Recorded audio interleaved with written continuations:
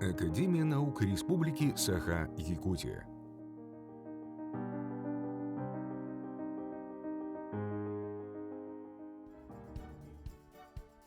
В рамках общественного заказа в Академии наук Якутии выработаны рекомендации для органов исполнительной, законодательной власти и местного самоуправления по актуальным для общества темам о правовом регулировании сбора, рационального использования ископаемых остатков мамонтовой фауны, радиоэкологические исследования состояния природной среды и медицинские исследования экологозависимых заболеваний на территории Алданского района, раннее выявление онкологических патологий на основе ВПЧ-диагностики среди женщин, биологический запас и хозяйственное значение дикорастущих пищевых растений Якутии.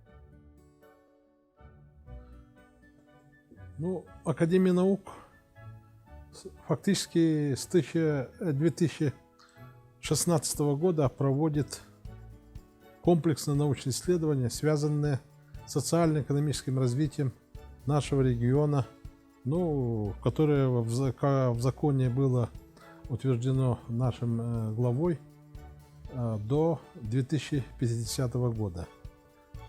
Проходил в 2016-2017 годах. Второй этап проходит в эти года, начиная с 2021 года по 2024 года. В данный момент мы фактически реализовываем по этому направлению 19 проектов, и в том числе в рамках временных творческих коллективов 2 проекта. Также мы курируем так называемые проекты, связанные с общественным заказом. Тут у нас уже 7 проектов, которые мы в этом году начали реализацию. И в этом году, в декабре, мы должны слушать их отчетные выступления. Хотел бы сказать, что направления по этим научным проектам, они охватывают, начиная с гуманитарного направления, медицинского направления, технического, и глубоко фундаментальным, по фундаментальным направлениям, связанным и с физикой, механикой и технологиями, которые мы должны перед министерствами, профильными министерствами проводить соответствующие отчетные мероприятия. Поэтому я хотел бы сказать, что фактически в 2023 году мы курируем, и сами тоже участвуем в проведении 26 научных проектов.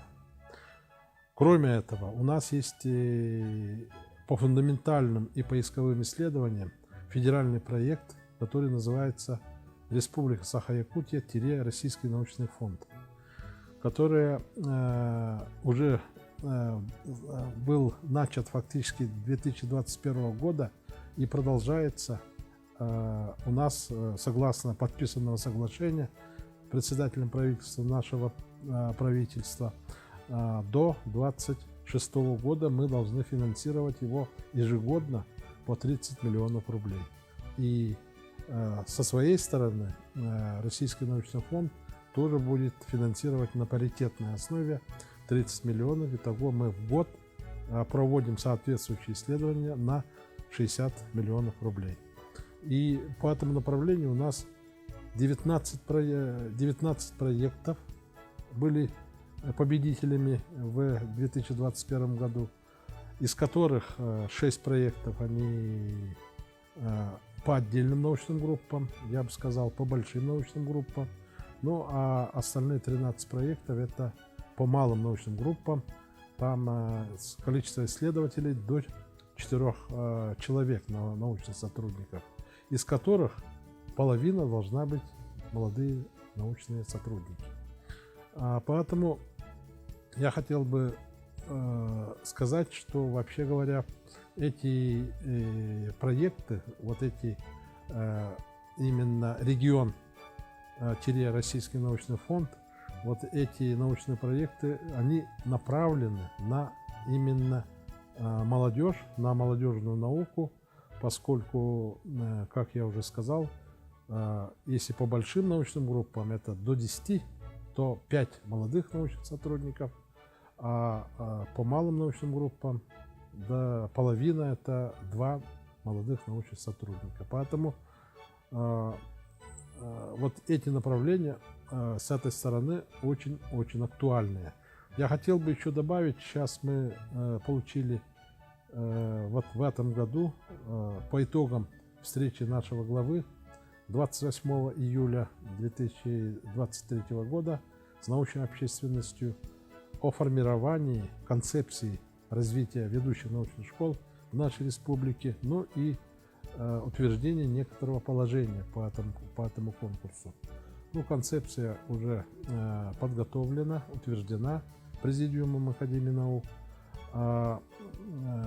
Ну и, конечно, количество ведущих научных школ, которые мы согласно соответствующим критериям тоже рассмотрели, их оказалось 23 научных школы, и теперь мы должны разработать некое положение, конкурс между вот этими научными школами, которые должны тоже каким-то образом профинансироваться и поддержать свою молодежь на командировки, на участие в конференциях, ну и в конце концов написание своих научных статей.